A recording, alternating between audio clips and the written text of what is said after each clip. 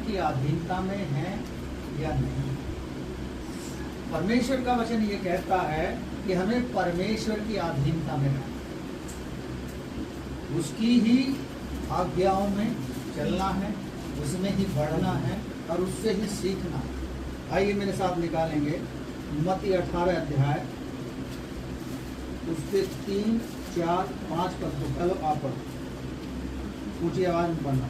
और कहा, मैं तुमसे सच कहता हूँ कि जब तक तुम न फिरो और बालकों के समान न बनो, तुम स्वर्ग के राज्य में प्रवेश करने नहीं पाओगे। हाँ, यहाँ क्या कह रहा है? मैं सच कहता हूँ, जब तक आप अपने आप को छोटा नहीं बनाओगे तो स्वर्ग के राज्य में प्रवेश नहीं करने पाओगे। आज हम अपने आप को छोटा क्यों नहीं बना रहे? बच्चों के समान बताया है। स्वर्ग के राज्य को बच्चों के समान परमेश्वर ने बताया है। बच्चे का मन कोमल होता है, उसमें कोई छल नहीं होती है, कोई इसमें कपट नहीं होती। और बच्चे को ऐसा मानते हैं कि एक ऐसा पौधा है जिसे हम उसे जैसा चाहे आकार दे सकते हैं। लेकिन यहाँ परमेश्वर का वचन एक बार फिर से पढ़ेंगे और समझेंगे और अच्छे से। और कहा, मैं तुमसे सच कहता हूँ, मैं तुमसे सच कहता हूँ कि जब तक तुम न फिरो और बालकों के समान न बनो। हाँ, अपने आप के मन को ना फिराओ और बालकों के समान ना बनो। अपने आप को मन फिराना है। यदि आप होशे नबी को या योएल नबी की पुस्तक को पढ़ोगे, लिखा है अपने बुरे चाल चलन से अपने मन को फिराना। अपने मन को फिराओ और बालक के समान अपने आप को बना लो। लेकिन हम आज देख रहे हैं, आजकल ज्यादातर लोग अपने आप को छोटा बनाना नहीं चाहते। बच्चे के समान तो बनने की अलग बात है, छोटा बनाने के लिए अपने आप को शून्य पे लेकर आना पड़ेगा, जैसे यीशु मसीह ने अपने आप को छोटा बना लिया। उसके जैसा स्वभाव हमारे अंदर तब आएगा जब हम परमेश्वर के वचन में, उसके जीवन में अपने आप को बदलाव की ओर लेकर चलेंगे। आज हमने भजन संहिता में क्या पढ़ा? बुरी युक्ति करने वाला बुरी युक्ति ही निकालता है, और दुष्ट के कारण मत उड़, क्योंकि उससे बुराई उत्पन्न होगी। हमारे अंदर दुष्टता के कारण बहुत सारी बुराइयां हमारे मन में जन्म लेने लगती है। तो यहाँ क्या कह रहा है? अपने मन को फिराओ और बालकों के समान अपने आप को बनाओ। आगे पढ़ेंगे। तुम स्वर्ग के राज्य में प्रवेश करने नहीं पाओगे, वरना स्वर्ग के राज्य में प्रवेश नहीं करने पाओगे जब तक आप अपने आप को छोटा बच्चे के समान ना बनाओगे। हाँ, आगे। जो कोई अपने आप को इस बालक के समान छोटा करेगा, जो कोई अपने आप को इस बालक के समान छोटा करेगा, वह स्वर्ग के राज्य में बड़ा होगा। वह स्वर्ग के राज्य में क्या होगा? बड़ा बन जाएगा, अपने आप बन जाएगा, उसे बनाने की जरूरत नहीं पड़ेगी। हाँ, आगे। और जो कोई मेरे नाम से एक ऐसे बालक को ग्रहण करता है, वह मुझे ग्रहण करता है। हाँ, बालक के समान जो ग्रहण करता है एक छोटे बच्चे को, वो परमेश्वर के लोगों को और परमेश्वर को ग्रहण कर लेता है। इसलिए हमें अपने बुरे चाल चलन से अपने मन को फिराना है। आइए एक और पढ़ेंगे जल्दी से, रोमियो 8 अध्याय में आ जाएंगे, उसके 5 पद से शुरू करेंगे। क्या कहता है परमेश्वर का वचन? विशाल के साथ पढ़ेंगे। क्योंकि शारीरिक व्यक्ति शरीर की बातों पर मन लगाते हैं। जो शारीरिक व्यक्ति हैं, आप और हम जब परमेश्वर के वचन को नहीं जानते थे, उसके उद्धार के विषय में नहीं समझते थे, तब तक हम क्या थे? शारीरिक मनुष्य थे। हाँ, आगे। परंतु आध्यात्मिक आत्मा की बातों पर मन लगाते हैं। जब हमारा जीवन बदल जाता है, तब हमारा जीवन आध्यात्मिक यानी आत्मिक हो जाता है, और आत्मा की बातों पर फिर हम मन लगाते हैं और विश्वास करते हैं। आगे। शरीर पर मन लगाना तो मृत्यु है। हाँ, शरीर पर मन लगाना हमें मृत्यु की ओर लेकर जाएगी। शरीर और हमारा जो मन है, हमारे को गलत बातों की ओर लेकर जाएंगे। हाँ परंतु आत्मा पर मन लगाना जीवन और शांति है। हाँ, आत्मा पर मन लगाना जीवन और शांति लेकर आता है हमारे जीवन में। यूहन्ना 3 अध्याय को आप पढ़ोगे, लिखा है कि निकोदेमस रात के समय में यीशु मसीह के पास जाता है और कहता है, हे गुरु, जो तू काम करता है वो जिसके साथ परमेश्वर ना हो वो नहीं कर सकता, लेकिन मैं उद्धार पाने के लिए क्या करूं? तो यीशु मसीह निकोदेमस से बोलता है, जब तक तू जल और आत्मा से न जन्मेगा तब तक तू परमेश्वर के राज्य को नहीं देख सकता। वहां भी निकोदेमस को यही समझाता है यीशु मसीह, जो शरीर से जन्मा है वो शरीर का है, जो आत्मा से जन्मा है वो आत्मिक बातों पर मन लगाता है। आगे पढ़ें। क्योंकि शरीर पर मन लगाना तो परमेश्वर से बैर रखना है। हाँ, शरीर पर मन लगाना परमेश्वर से बैर रखने के बराबर क्यों है? क्योंकि वचन कहता है आत्मा तैयार है, शरीर दुर्बल है, वो हमें शरीर प्रार्थना करने में नहीं लगने देगा, हमारे मन को हटा देगा और हमें आलस्य में डाल देगा, हमें निद्रा में डाल देगा और हमारे मन में ऐसी बातें उत्पन्न कर देगा कि हम प्रार्थना नहीं कर पाएंगे। इसलिए कह रहा है शरीर पर मन लगाना, आत्मा, फिर से पढ़े जरा क्या कहता है? क्योंकि शरीर पर मन लगाना तो परमेश्वर से बैर रखना है। हाँ, शरीर पर मन लगाना परमेश्वर से बैर रखने के बराबर है। क्योंकि न तो परमेश्वर की व्यवस्था के अधीन है और न हो सकता है। हाँ, ना ही वो परमेश्वर की व्यवस्था के अधीन है। व्यवस्था जो है हमें कोई भी गलती करने की जो आज्ञा नहीं देती, लेकिन परमेश्वर हमारी गलतियों को, हमारे अपराधों को, हमारे पापों को क्षमा करता है बार बार। और वचन कहता है कि हम उसे बार बार क्या कर रहे हैं? क्रूस पर चढ़ा रहे हैं, पाप के द्वारा, बुरी सोच के द्वारा, अपने आप को शरीर की बातों पर मन लगाने के द्वारा हम परमेश्वर की आज्ञाओं से दूर होते जाते हैं। आगे बढ़ें।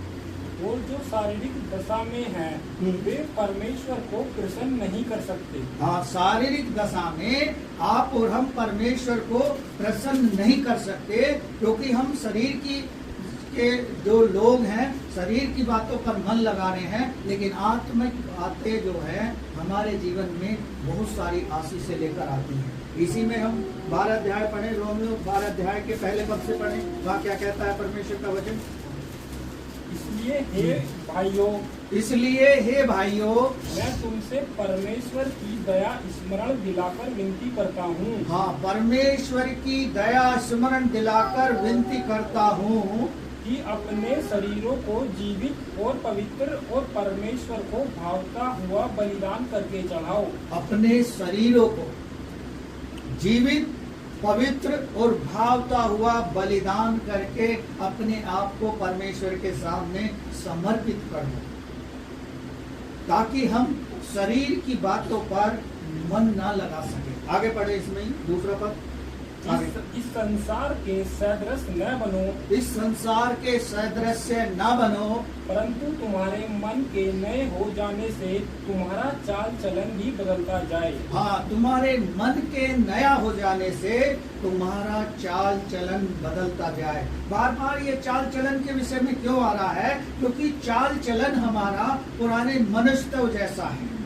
हम मसीह को तो ग्रहण कर लिए हैं, हमने मसीह को तो जान लिया है, हमने मसीह पर विश्वास कर लिया है, हमने उसके आश्चर्य कर्मों को तो देख लिया है, लेकिन पूर्ण रूप से हमारे अंदर बदलाव नहीं आया।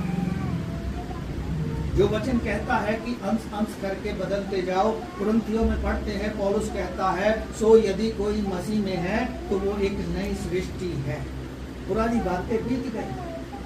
लेकिन फिर भी लोग मसीह में आने के बाद भी जाति और धर्म पे विश्वास करते हैं। यीशु मसीह किस जाति का था किसी को नहीं पता, लेकिन वो यहूदी था। आज लोग मसीह में आ जाते हैं, लेकिन जात पात का मन में भेदभाव रहता है। इसका मतलब उसका जो है मन अभी पूर्ण रूप से बदला नहीं है, वो आधे अधूरे जन्मे बच्चे के समान है। जैसे मान लिया किसी बहन के कोई बच्चा हुआ, उसका एक अंग नहीं है, तो वो क्या कहलाएगा? अधूरा बच्चा कहलाएगा। क्या उस बच्चे की गलती है या उसके माँ बाप की गलती है? एक जगह दृष्टांत में आया है जहाँ अंधा व्यक्ति है और चेले पूछते हैं यीशु मसीह से कि प्रभु ये किस कारण से अंधा है, क्या इसके माता पिता ने कोई गलती अपराध किया या ये ही कोई अपराधी है। यीशु मसीह कहता है ना इसके माता पिता ने कोई अपराध किया ना इसने किया, लेकिन ये इसलिए अंधा जन्मा है कि परमेश्वर की महिमा इसके द्वारा हो। हालेलुया। परमेश्वर ने उसे आंखें दी, रोशनी दी आंखों में। प्रभु अद्भुत काम करता है, इसलिए परमेश्वर चाहता है कि हम उसकी अधीनता में जीवन बिताएं। एक बार हमने समर्पण कर दिया, उसको उद्धारकर्ता करके ग्रहण कर लिया, अब हमें उसकी आज्ञाओं में, उसके वचनों में, उसकी संगति में बढ़ना है। यदि हम फिर भी नहीं बढ़ रहे हैं तो ये वही बात है जैसे मरकुस में लिखा है, लूका में लिखा है और मती में भी लिखा है कि आत्मा तो तैयार है, शरीर दुर्बल है और वो प्रार्थना करते नहीं हैं, वचन को पढ़ते नहीं हैं और अपनी मनमानी चाल चल रहे हैं। क्या ऐसे लोग स्वर्ग के राज्य में पहुंच जाएंगे? क्या ऐसे लोगों को परमेश्वर जब आएगा, उनका न्याय होगा, क्या वो यीशु मसीह के सामने खड़े रह सकेंगे? आगे पढ़ें इसमें। जिससे तुम परमेश्वर की भली और भावती और सिद्ध इच्छा अनुभव से मालूम करते रहो। हाँ, सिद्ध इच्छा को अनुभव से मालूम कब करेंगे? जब हम उससे प्रार्थना करेंगे, जब हम उसके वचन को पढ़ेंगे, तभी तो परमेश्वर आपको बताएगा कि बेटा मैं तेरे जीवन से ये चाहता हूँ, तू मेरी इच्छाओं के अनुसार अभी नहीं चल रहा है। अब वापस आ जाएंगे रोमियो में और मेरे साथ निकालें रोमियो में 6 अध्याय, उसके 13 और 14 पद को पढ़ें। क्या कहता है परमेश्वर का वचन? और मैं अपने अंगों को अधर्म के हथियार होने के लिए पाप को सौंपो, पर अपने आप को मरे हुओं में से जी उठा हुआ जानवर परमेश्वर को सौंपो। हाँ, मरे हुओं में से जी उठा जानकर अपने आप को, अपने शरीर के अंगों को परमेश्वर के हाथ में सौंपो, ना कि पाप के हाथों में सौंपो। इसी शरीर से हम तरह तरह के पाप करते हैं, इन्हीं आंखों से, इन्हीं जुबान से, इन्हीं के द्वारा हमारे चाल चलन से परमेश्वर के खिलाफ में काम होता है। आगे। और अपने अंगों को धर्म के हथियार होने के लिए परमेश्वर को सौंपो। हाँ, अपने अंगों को धर्म के हथियार बनाने के लिए परमेश्वर के हाथ में अपने आप को सौंप देना है। आगे। तब तुम पर पाप की प्रभुता न होगी। हाँ, जब हम उसको सौंप देंगे परमेश्वर को समर्पण के साथ, तब हम पे पाप प्रभुता नहीं कर सकता। तब हम परमेश्वर की प्रभुता में होंगे और परमेश्वर की अधीनता में होंगे और परमेश्वर हमसे प्रतिदिन बात करेगा। जैसे हम पुराने नियम में पढ़ते हैं, यिर्मयाह से परमेश्वर ने ये कहा, होशे नबी से ऐसे कहा, योएल से ऐसे कहा, फिर वो आपसे भी कहेगा, वो आपसे भी बातें करेगा। आगे बढ़ो। क्योंकि तुम व्यवस्था के अधीन नहीं वरन अनुग्रह के अधीन हो। हाँ, व्यवस्था के अधीन अब नहीं रहे, क्योंकि हमने यीशु मसीह उद्धारकर्ता को जान लिया, जो हमारे लिए अपने शरीर में हमारी बीमारी दुर्बलताओं को, हमारे पापों और गुनाहों को अपनी देह में लेके क्रूस पर चढ़ गया। हमने उस क्रूस की कथा को सुनकर, हमने उस उद्धारकर्ता के वचनों को सुनकर हमने विश्वास किया है। यूहन्ना 1 अध्याय को आप पढ़ोगे, लिखा है तुम इस वचन के कारण शुद्ध हो। जो हम वचन सुनते हैं, पढ़ते हैं, उसके कारण हमारे अंदर पवित्रता आती है। आगे। तो क्या हुआ? क्या हम इसलिए पाप करें कि हम व्यवस्था के अधीन नहीं वरन अनुग्रह के अधीन हैं? कदापि नहीं। हाँ, कई लोग पाप पे पाप क्यों करते रहते हैं? क्योंकि उन्हें पता है शैतान उनका इस्तेमाल करता रहता है, पाप पे पाप, गलती पे गलती करते जाएंगे। लेकिन क्या आप भूल रहे हो, पाप की मजदूरी मृत्यु है। आदम और हवा के जीवन को हम देखते हैं। आदम की वाटिका में, उत्पत्ति की पुस्तक में आप पढ़ोगे, लिखा है वहां आदम और हवा ने केवल परमेश्वर की आज्ञा को तोड़ा। परमेश्वर ने उन्हें दंडित किया। किसी भी प्रभु के सेवक को देख लो, मूसा को परमेश्वर ने बुलाया, उसने पहली बार में स्वीकार कर लिया होता तो परमेश्वर उसे और अच्छे से इस्तेमाल करता, लेकिन उसने मना की कि मैं नहीं जा सकता लोगों को छुड़ाने के लिए। वो 40 वर्ष तक भटकता रहा। फिर परमेश्वर ने उसे रिकॉल किया फिर उसको बुलाया अपनी अधीनता में लेने के लिए और कहा तुम मेरी प्रजा के लोगों को छुड़ा के ला। जब तक हम उसके भय को नहीं समझेंगे, उसकी अधीनता को नहीं जानेंगे, उसके वचन का प्रकाशन हमें नहीं मिलेगा, तब तक हम बेकार हैं, तब तक हमारा जीवन नहीं है। हमें अनुग्रह से ये उद्धार मिला है, ना कि हमारे अंदर कोई ऐसा टैलेंट है, ना कि हमारे अंदर कोई ऐसी खूबी है जो परमेश्वर हमें ग्रहण करे। गीत हम गा रहे थे ना, आशीष तुझसे चाहते हैं हे स्वर्गीय पिता हमारे। हम आशीष पाने के लिए आए हैं, उसका अनुग्रह पाने के लिए आए हैं। बच्चे के समान जब तक हम अपने आप को छोटा ना बनाएंगे, तब तक स्वर्ग के राज्य में कैसे पहुंचेंगे। आइए मेरे साथ जल्दी से निकालेंगे याकूब की पत्री में चलेंगे। निकालो विशाल भाई, याकूब की पत्री 4 अध्याय के 7 पद से लेके 10 तक पढ़ेंगे। धीरे धीरे पढ़ना।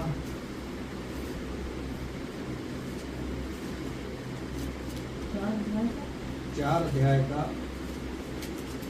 ये परमेश्वर के अधीन हो जाओ, इसलिए परमेश्वर के अधीन हो जाओ और शैतान का सामना करो।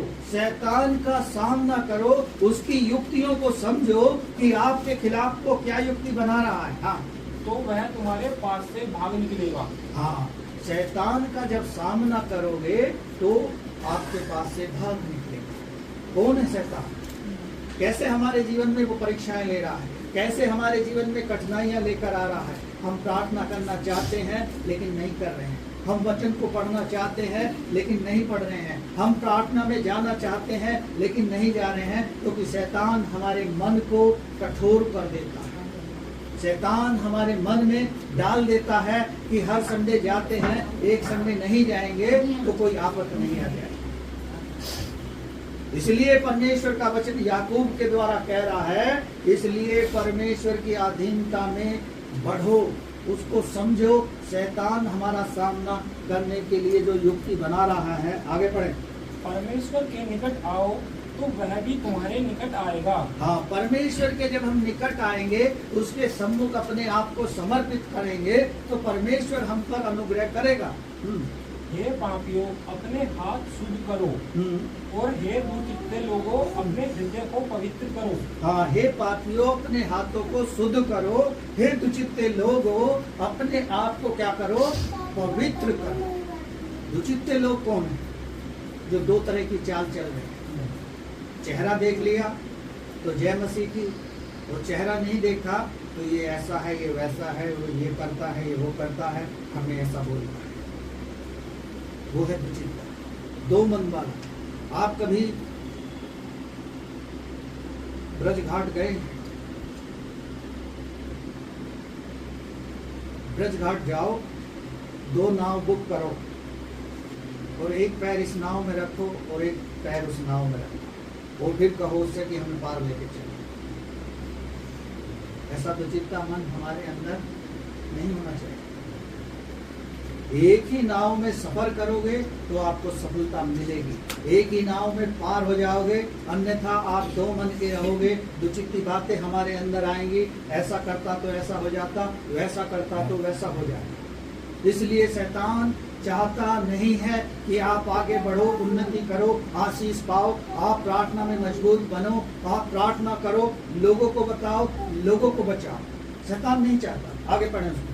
दुखी हो और शोक करो और रो, तुम्हारी हंसी शोक में और तुम्हारा आनंद उदासी में बदल जाए। हाँ, तुम्हारा शोक करो और तुम्हारी उदासी हंसी में बदल जाए और आनंद में बदल जाए। ऐसे काम करो कि परमेश्वर हमसे प्रसन्न हो जाए। आगे।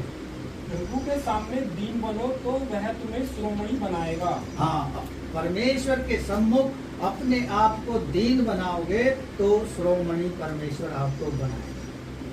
आप नीति वचन राजा सुलेमान के वचनों को पढ़ोगे, लिखा है कि अपने आप को नम्र बनाओगे तो परमेश्वर ऊंचा उठाएगा।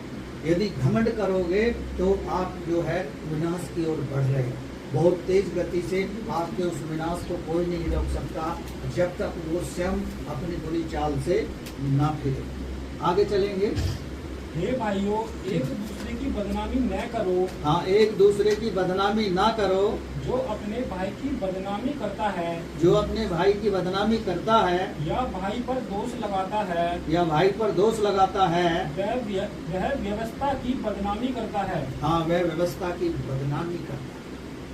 हम देखते हैं कि परमेश्वर के लोग परमेश्वर के लोगों पर आरोप प्रत्यारोप कर रहे हैं, एक दूसरे की बदनामी कर रहे हैं, लेकिन अपने आप को नहीं देखते। मैं अक्सर देखता हूँ लोग पास्टर की गलती बहुत जल्दी पकड़ लेते हैं, लेकिन अपनी गलती की ओर ध्यान नहीं देते। पास्टर ऐसा बोलता है, पास्टर वैसा कहता है, वो हमारी इच्छा के अनुसार नहीं चलता। यशा नबी की पुस्तक आप पढ़ोगे, लोग अपने हिसाब से पासवानों को चलाना चाहते हैं,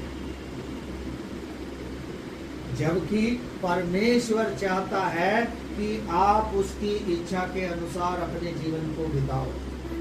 पासवान को तो परमेश्वर ने इसलिए रखा है कि वो तुम्हारी अगुवाई करेगा, आपको आने वाले चीज़ों के बारे में बताए, आपकी अगुवाई करे, एक लीडर के समान, एक कप्तान के समान आपको टीम के रूप में लेके चले। लेकिन लोग पासवान की बात को सुनते कहाँ हैं, समझते कहाँ हैं, अपनी बातों को आगे रखना चाहते हैं, अपनी बातों को बड़ा बनाना चाहते हैं। लेकिन परमेश्वर का वचन कह रहा है, अपने आप को दीन बनाओगे तो परमेश्वर आपको श्रोमणी बनाएगा। कभी आपने सोचा है, जिस चरवाहे को परमेश्वर नियुक्त करता है वो धूप में भी जाता है, वो बारिश में भी जाता है, जब आप उसे बुलाते हो वो तुरंत पहुंचता है, जब आप उससे कहते हो जैसा कि ऐसा कर दो वैसा करता है। लेकिन जब वो कहता है कि ऐसा कर दो, तब कैसी आवाज आती है, हम खुद समझता है। हमें परमेश्वर की अधीनता में अपने आप को चलने के लिए उसके हाथों में सौंपना होगा। आइए जल्दी से पढ़ेंगे एक और पद, जल्दी से मेरे साथ। पहले यूहन्ना में आ जाएंगे और दूसरे अध्याय के 15 से 17 तक पढ़ेंगे। यहाँ परमेश्वर का वचन क्या कहता है।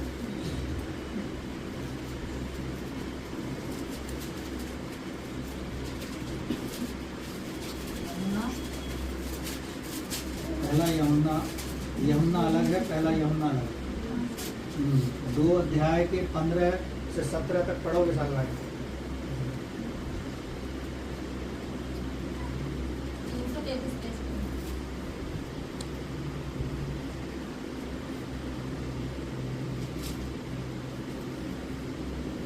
याकूब के आसपास ही है।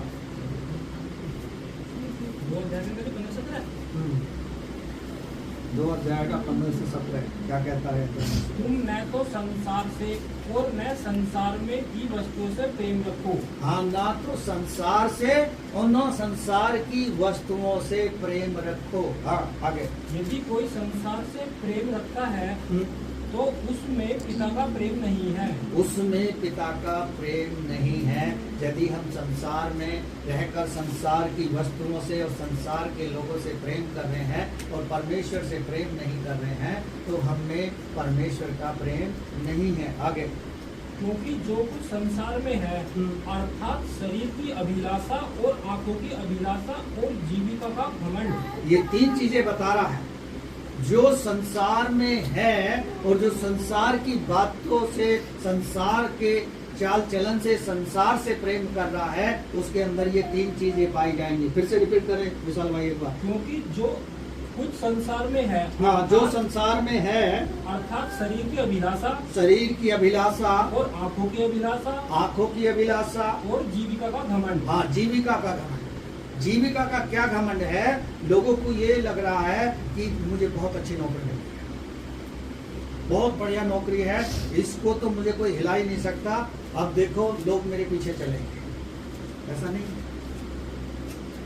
वो जिसको परमेश्वर ने वो जीविका की चलाने के लिए जॉब दी है, वो भी एक परमेश्वर का अनुग्रह है। वो उसे भूल बैठा है। परमेश्वर के अनुग्रह से ही उसको वो जॉब मिली है। परमेश्वर जब यदि देना जानता है तो वो वापस भी लेना जानता है। आज बहुत से लोग जीविका के घमंड में, अपने शरीर की अभिलाषाओं में और आंखों की अभिलाषाओं में पड़कर परमेश्वर के विरोध में पाप कर रहे हैं। मेरे पास पैसा होना चाहिए, मेरे पास ये होना चाहिए। आप भूल गए हो, यदि परमेश्वर ने आपको इस संसार में भेजा है तो आपके लिए सारी व्यवस्था करके भेजी है परमेश्वर। आपकी शादी भी होगी, आपको घर भी मिलेगा, आपको सब कुछ मिलेगा, लेकिन पेशेंस हमारे अंदर नहीं है। आंखों की अभिलाषा के द्वारा बहुत बड़े बड़े पाप करते हैं लोग, खासतौर से नौजवान पीढ़ी, चाहे लड़का हो या लड़की हो। लोग किस तरह से कर रहे हैं आप खुद जानते हैं, समझदार हैं। कभी आप मॉल में जाते हो, देखते हो, आपको एक वर्ड लिखा हुआ मिलता है कि आप कैमरे की नज़र में, तो आप सावधान हो जाते हैं।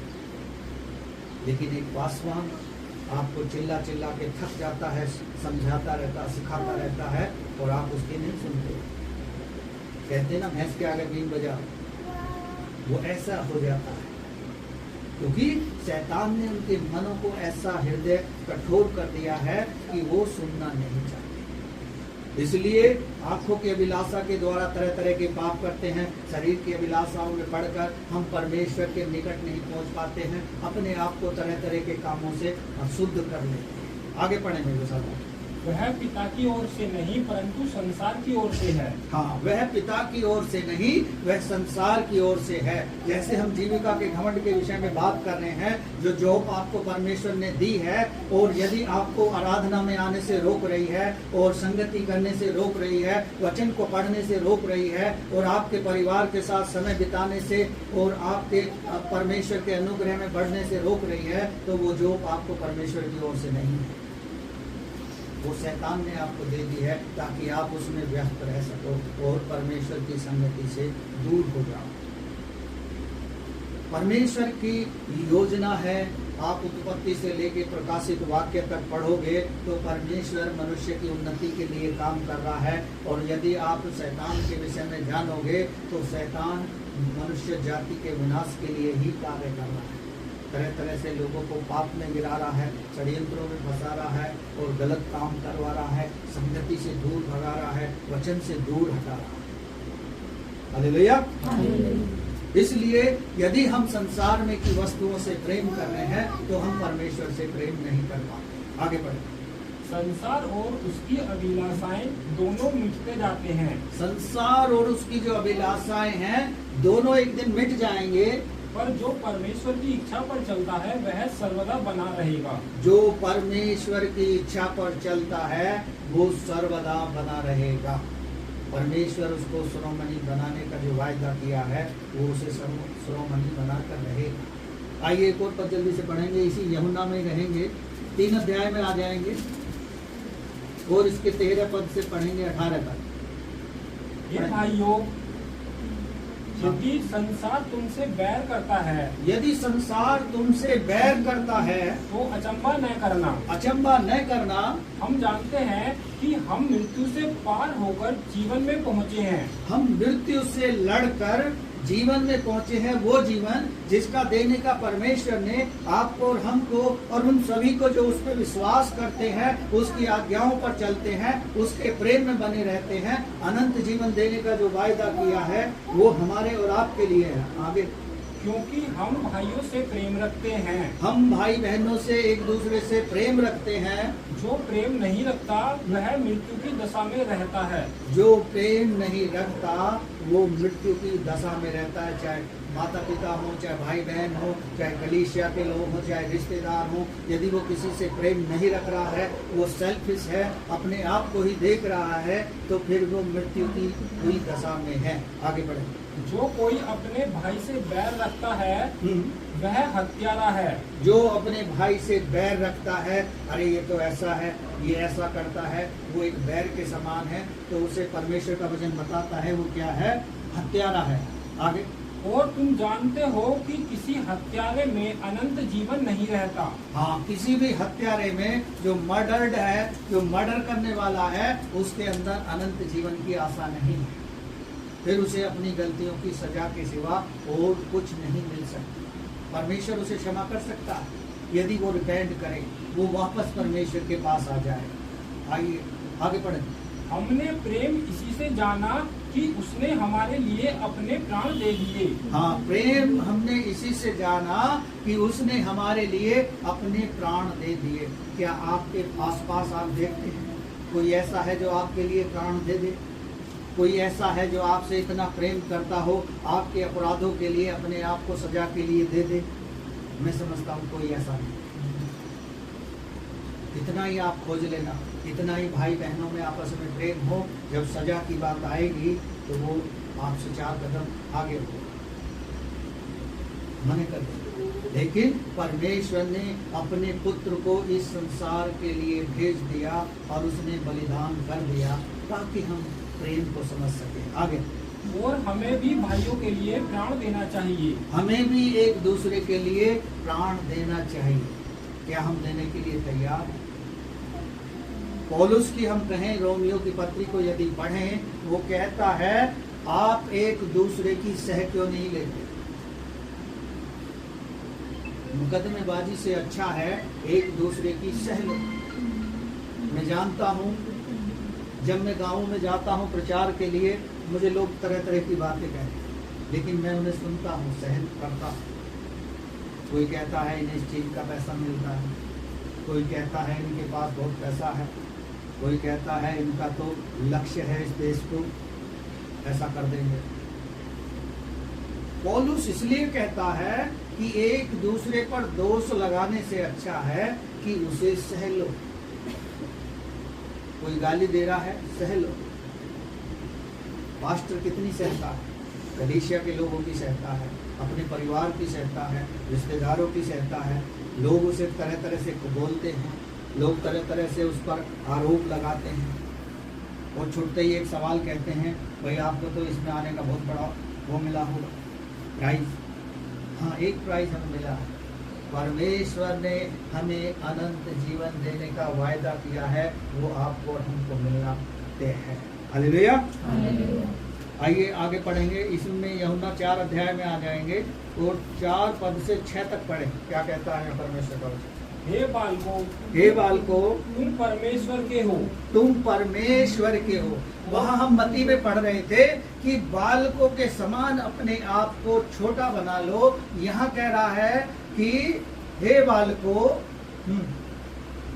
आगे, और तुमने उन पर जय पाई है। हाँ, हमने जय पाई है, शैतान पर जय पाई है। हाँ, क्योंकि जो तुम में है वह उससे जो संसार में है बड़ा है। हाँ, जो संसार में है और संसार की बातों पर विश्वास कर रहे हैं और संसार के लोगों की आज्ञाओं को मान रहे हैं, उनसे भी बड़ा एक है, वो है परमेश्वर। हाँ, वे संसार के हैं, इस कारण वे संसार की बातें बोलते हैं। इसलिए वो संसार के हैं और संसार की ही बातें बोलते हैं। उनके अंदर प्रेम नहीं है, उनके अंदर परमेश्वर का प्रेम नहीं है। आपके और हमारे अंदर है, तो हम एक दूसरे से प्रेम करते हैं, एक दूसरे को जय मसीह की बोलते हैं, क्योंकि हमें एक दूसरे से प्रेम है। आज हम देखते हैं कलीसियाओं में कि लोगों को एक दूसरे से प्रेम नहीं है। मुश्किल से 100 में से 10 लोग ऐसे होंगे जो एक दूसरे को देखकर जय मसीह की कर लेते हैं। ये बहुत से लोग तो ऐसे नजर बचा के चुपचाप निकल जाते हैं कि संडे के दिन होगा पहचान वाला, आज कोई पहचान नहीं है। आगे बढ़ेंगे सर। और संसार उनकी सुनता है। संसार उनकी सुनता है क्योंकि वो संसार के हैं, संसार की बातें कर रहे हैं, इसलिए संसार के लोग उनकी सुन रहे हैं। यदि आप यूहन्ना की पुस्तक पढ़ोगे तो वहाँ लिखा है, इन्होंने मुझसे बैर रखा इसलिए तुमसे भी रखे। यदि यीशु मसीह से संसार ने प्रेम किया होता तो आपसे और हमसे भी प्रेम करते, हमारी और आपकी भी सुनते, लेकिन उसकी भी नहीं सुनी। आगे बढ़े। हम परमेश्वर के हैं। हम परमेश्वर के हैं। जो परमेश्वर को जानता है, जो परमेश्वर को जानता है वह हमारी सुनता है। वह हमारी सुनता है। जिसको परमेश्वर ने चुन लिया है, बुला लिया है, वो हमारी सुनता है। लिखा है भजन संहिता को आप पढ़ोगे कि बुलाए हुए तो बहुत है, चुने हुए बहुत कम लोग हैं। परमेश्वर बुलाता तो सबको है। आप जाकर देखो, जगह जगह इतने बड़े बड़े क्रूसेड होते हैं, सभाएं होती हैं, लेकिन उसमें सब वो बुलाए हुए होते हैं, चुने हुए तो कुछ ही लोग होते हैं। कुछ लोग चंगाई पाने के बाद अपना किनारा कर लेते हैं, कुछ अपने जीवन की इच्छाओं को पाकर तृप्त हो जाते हैं, फिर उन्हें कोई मतलब नहीं है। लेकिन बहुत कम लोग हैं जो परमेश्वर में बने रहकर परमेश्वर की आज्ञाओं में चलते हैं, उस पर विश्वास करते हैं और उस अनंत जीवन जो हमारे और आपके लिए रखा है उसे पाने का प्रयास करते हैं। आगे बढ़ें। जो परमेश्वर को नहीं जानता वह हमारी नहीं सुनता। जो परमेश्वर को नहीं जानता वह हमारी नहीं सुनता। आगे। इस प्रकार हम सत्य की आत्मा और भ्रम की आत्मा को पहचान लेते हैं। इसलिए हम पहचान सकते हैं, जैसे हम उसे पढ़ रहे थे कि हर एक आत्मा की प्रीति ना करो। इसलिए हम पहचान सकते हैं कि सत्य का आत्मा किसके अंदर है और किसके अंदर भ्रम का आत्मा है। हमें विश्वास हो जाएगा, लेकिन कब? जब हम इस वचन को पढ़ेंगे, इसको समझेंगे, इसको सीखेंगे, तब हमसे वो परमेश्वर का वचन बात करेगा। आइए और चलेंगे, इसी में 5 अध्याय में आ जाएंगे और 3 पद से 5 तक पढ़ें। क्या कहता है परमेश्वर का वचन? क्योंकि परमेश्वर से प्रेम रखना यह है कि हम उसकी आज्ञाओं को माने। हाँ, परमेश्वर से प्रेम रखना ये है कि हम उसकी आज्ञाओं को माने। ऐसा नहीं है हम उसकी आज्ञा को तोड़ दें, जैसे आदम और हवा ने तोड़ दिया। हाँ, और उसकी आज्ञाएं कठिन नहीं, क्योंकि जो कुछ परमेश्वर से उत्पन्न हुआ है वह संसार पर जय प्राप्त करता है। जो परमेश्वर से उत्पन्न हुआ है वो हमें जो विश्वास मिला है वो संसार पर हमें जयवंत कर सकता है। आगे बढ़े। और वह विजय जिससे संसार पर जय प्राप्त होती है हमारा विश्वास है। हाँ, हमारा विश्वास है कि इस संसार पर हम जय प्राप्त कर सकते हैं। आप अपनी परेशानियों पर, अपनी बीमारियों पर, अपनी कठिनाइयों में, अपनी विपत्ति में इस विश्वास के द्वारा परमेश्वर की वचन की सहायता से आप जय पा सकते हैं। कोई अंधकार, कोई दुष्ट की शक्ति, कोई बीमारी, कोई भी उसके सामने ठहर नहीं सकता, क्योंकि यीशु मसीह ने अपनी देह में हमारी बीमारियों को लेकर उस पर लहू दिया है। लिखा है, आप निर्गमन की पुस्तक पढ़ोगे या व्यवस्था विवरण पढ़ोगे, नई व्यवस्था पढ़ोगे, लिखा है मैं तेरे रोगों से चंगा करने वाला परमेश्वर, वो हमें चंगा कर सकता है। हमें चंगाई पानी है, परमेश्वर के पास आना होगा। आगे बढ़ेंगे। संसार पर जय पाने वाला कौन है? केवल वह जिसका यह विश्वास है कि यीशु परमेश्वर का पुत्र है। हाँ, जो संसार पर जय पा सकता है उसका विश्वास होना चाहिए कि यीशु जो है परमेश्वर का पुत्र है। इसलिए हमें उसकी अधीनता में अपने आप को लेके चलना है, उसकी अधीनता में अपने जीवन को बिताना है। तब हम जान सकते हैं कि परमेश्वर हमें निरंतर हमारी अगुवाई करेगा, हमें संगति में, हमें प्रार्थना में, हमें वचन में, हमें आशीषों में बढ़ाएगा। हालेलुया। हालेलुया। परमेश्वर का धन्यवाद।